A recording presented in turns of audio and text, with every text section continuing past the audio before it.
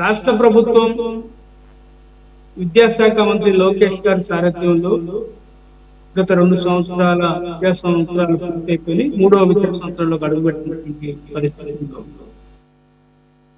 జూన్లో మళ్ళీ schools reopen కాబోతా ఉన్నాయి. దానికి సంబంధించి ఈ యొక్క విద్యామిత్ర కిట్ల పంపిణీకి సంబంధించి మన రాష్ట్ర మాజీ ముఖ్యమంత్రి జగన్మోహన్ రెడ్డి గారు మాట్లాడి తెలుగు చూస్తూ ఉంటే ఆలు లేదు చూలు లేదు కొడుకు పేరు సోమలింగం అన్నట్లుగా ఉంది. ఎందుకంటున్నానంటే ఈ మాట, అకాడమిక్ ఇయర్ స్టార్ట్ అయిన తర్వాత ఎంతమంది అడ్మిషన్ అయ్యారు పిల్లలు, అడ్మిషన్ జరిగింది, ఏ క్లాసులో ఎంతమంది అడ్మిషన్ జరిగినాయి, తర్వాత ఆడపిల్లలు ఎంతమంది, మగపిల్లలు ఎంతమంది, వాళ్ళకి సంబంధించి యూనిఫామ్ సంబంధించి కొలతలు తీసుకోవాలా, అలాగే బూట్లు కొలతలు తీసుకోవాలా, ఇవన్నీ కూడా ఒక కొంత ప్రాసెస్ జరిగింది. ఎందుకంటే మీరు చెప్పినట్లుగా స్కూల్స్ టెక్స్ట్ బుక్స్ అంటారా, ఎందుకంటే ఒక అంచనా ప్రకారం ఇంతమంది అడ్మిషన్ జరుగుద్ది కాబట్టి వాళ్ళందరికీ మరి ముందుగానే ఈ స్కూల్స్ బుక్స్ అన్ని ప్రింట్ అవుతాయి. అవన్నీ కూడా మరి స్కూల్స్ ఓపెన్ కావాలని ఇచ్చేస్తారు.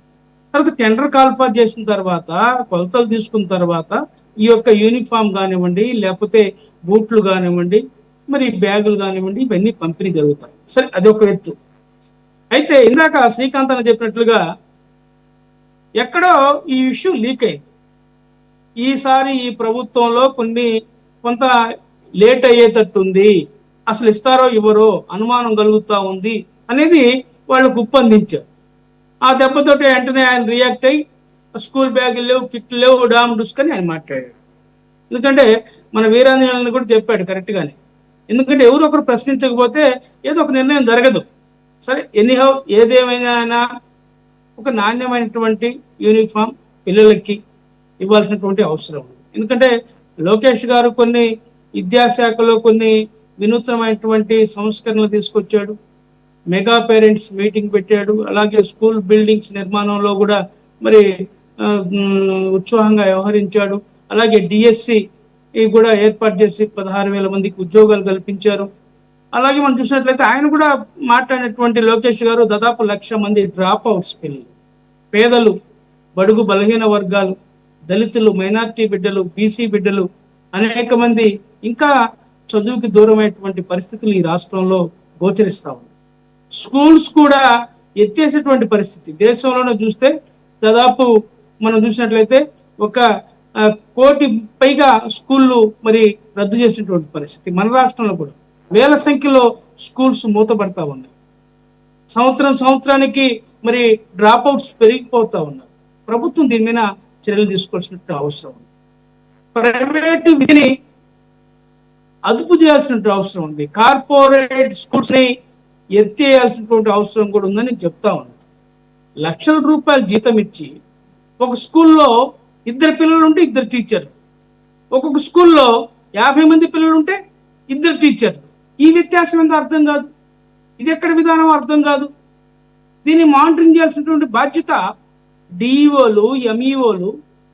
మరి వీళ్ళు ఏం చేస్తున్నారు? వీళ్ళ బాధ్యత ఏంది? ఏ స్కూల్స్ ఎక్కడ ఉన్నాయి? ఈరోజు పల్లెల్లో మనం చూస్తూ ఉన్నాం. ఆదివాసీ సంచారి జాతుల పరిస్థితి, ఆదివాసీలు గిరిజన ప్రాంతాల్లో ఏ విధంగా హాస్టల్లో పిల్లలు ఇబ్బందులు పడతా ఉన్నారు. తాగడానికి మంచినీటి, సురక్షితమైనటువంటి మంచినీరు దొరకటం లేదు. ఈరోజు ఆహారం, సరైనటువంటి పౌష్టిక ఆహారం అందించడం లేదు. వీటన్నిటి మీద కూడా ముఖ్యమంత్రి గారు స్పందించాల్సిన అవసరం ఉంది. లోకేష్ గారు స్పందించాల్సిన అవసరం. ఎందుకంటే మనం చూసాం, జగన్ మామయ్య ఆయన హయాంలో జరిగిందేదో జరిగింది, మనం దాని గురించి మనం చెప్పాల్సిన అవసరంలా.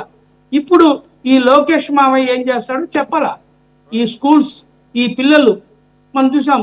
మరి తల్లికి వందనం రేపేదో వేస్తామంటున్నాడు, రేపు నెలలో. సరే, విద్యా దీవెన, విద్యా వసతి, వాళ్ళు గ్రాడ్యుయేట్స్ పూర్తి అయిపోయి ఇళ్ళకి చేరారు, పీజీ పూర్తి అయిపోయి ఇళ్ళకి చేరారు. వాళ్ళకి ఇప్పటికి కూడా పిల్లలకి విద్యా దీవెన, విద్యా వసతి పడలా. దీనికి ఈ ప్రభుత్వం స్పందించాలా లోకేష్ గారు. ఎందుకంటే కిట్లంటే ఆయన చెప్పుకొచ్చాడు ఏదో ఇదేంది ఇంటర్నేషనల్ ఇష్యూ, అక్కడ హర్మోర్ జలసంధిలో ఎన్ని బ్యాగులు గీగులు ఎన్ని వస్తుంటే అక్కడ ట్రంప్ వచ్చేసి ఆపేశాడు, రావడం లేదని. సరే, బ్యాగులు కాదు, బాగానే ఉంది. బ్యాగులు దీని కాదులేండి, సంగతి చెప్తే రా మెటీరియల్ గురించి చెప్పారు మీరు ఒకళ్ళు. ఆయన ఒకటి చెప్తారు రా సురేష్ గారు, అందుకే సురేష్ గారు అంటే రా మెటీరియల్ అంటే నేను చెప్తున్నా. సురేష్ గారు ఒక్క మాట ఎందుకంటే అనుమతించండి. టైం లేదు, ఒక్క నిమిషం. కృష్ణాంజలి గారు పర్వాలేదు. ఒక్క మాట అండి.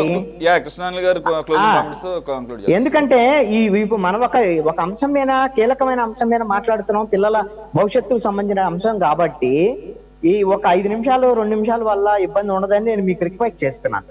కారణం ఏంటి అని అంటే, మనం జగన్మోహన్ రెడ్డి మాట్లాడాడు కాబట్టి మనం డిబేట్ పెట్టి ఇవన్నీ కూడా మాట్లాడుకుంటున్నాం.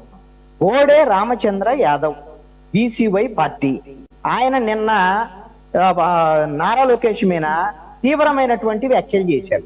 ఈ వ్యాఖ్యలు కూడా మనం డిబేట్ పెట్టమని నేను అడగట్లేదు. నారా లోకేష్ ఈ అంశం మీద స్పందించాలి అనేటువంటి విషయాన్ని ఈ డిబేట్ ద్వారాగా ప్రభుత్వాన్ని, నారా లోకేష్ సంబంధించి తెలుగుదేశం వాళ్ళకి నేను సూచన చేస్తున్నాను. ఆయన చెప్పిన తీవ్రమైన వ్యాఖ్యలు ఏంటి, ఆధారాలతో సహా చెప్పాడు. ఎవరైతే ఆంధ్రప్రదేశ్ లో ఉన్నటువంటి కార్పొరేట్ సంస్థలు ఉన్నాయో ఆ కార్పొరేట్ సంస్థలన్నీ తెలుగుదేశం పార్టీకి ఎలక్ట్రల్ బాండ్స్ ద్వారాగా డబ్బులు ఇస్తున్నాయి. ఆ డబ్బులు ఇచ్చినటువంటి సంస్థలు ఇవి. వాళ్ళకి లాభం కలిగించేటువంటి విధంగా నారా లోకేష్ వ్యవహరిస్తున్నాడు, ప్రభుత్వ విద్యా సంస్థలను దెబ్బతీసేటువంటి విధంగా చేస్తున్నాడని తీవ్రమైనటువంటి వ్యాఖ్యలు చేశాడు. ఆయన వ్యాఖ్యలు చేశాడని కాదు, ఆయన కొన్ని ఆధారాలు చూపించాడు. కాబట్టి వీటి మీద సమాధానం అనేటువంటిది నారా లోకేష్ చెప్పాలి. చెప్పకపోతే అది ప్రజల్లోకి మరింత నెగిటివ్ వెళ్లేదానికి అవకాశం ఉంటుంది అని నా అభిప్రాయం. ఓకే కృష్ణాంజలి గారు, మీరు అన్నదానికి ఇప్పుడు ఎలక్ట్రల్ బాండ్స్ ఆల్రెడీ ఇచ్చేసారనే ఇప్పటికి ఇస్తున్నారు, ఇప్పటికి ఇవ్వడానికి అవకాశం లేదు. ఆల్రెడీ సుప్రీంకోర్టు దాన్ని ఆపేసింది. సుప్రీంకోర్టు అవి ఇన్వాలిడ్. అది కృష్ణాంజలి గారు కాదండి, ఇచ్చినటువంటి ఆధారాలను చూపించారు. ఫలానా వాళ్ళతో అదే గతంలో ఇచ్చినట్టుగా అవి కంటిన్యూ అవుతున్నాయనండి అని చెప్పింది. ఆయన ఇచ్చింది వీళ్ళు ఫలానా వాళ్ళు కంటిన్యూ అవడానికి అవకాశం అంటే ఇప్పుడైతే ఎలక్ట్రల్ బాండ్స్ అనేది ఇల్లీగల్ కదా, సుప్రీంకోర్టు ఆల్రెడీ డైరెక్షన్ ఇచ్చేసింది. వాళ్ళ కనెక్టివిటీ కొనసాగుతోంది అని ఆరోపణ. వేరే రూపంలో ఇది నెక్సెస్ అనేది కార్పొరేట్ సంస్థలతో కొనసాగుతుంది అని ఆయన ఆరోపణ చేశాడు. కాబట్టి దానికి అది వాల్యుబుల్ ఇవి దానికి సంబంధించినటువంటి విమర్శ అది. కాబట్టి దానికి సమాధానం కావాలి అనేటువంటిది నా అభిప్రాయం. కరెక్ట్, తప్పేం లేదు. సరే శ్రీకాంత్ గారు, జస్ట్ ఒక 20 seconds తో మీరు మీ అడ్వర్టైజ్మెంట్ చూసా, పైన బుక్ లో బయట బ్యాగ్ లో అడ్వర్టైజ్మెంట్ చూసా. మేము డిక్షనరీ పెట్టించాం. నాకు తెలిసి మీరు పెట్టిన బ్యాగ్ లో రెడ్ బుక్ పెట్టేట్టుంది, ఒకసారి చూడండి. రెడ్ బుక్ పెట్టిస్తా ఉన్నారు అడక్కోకుండా.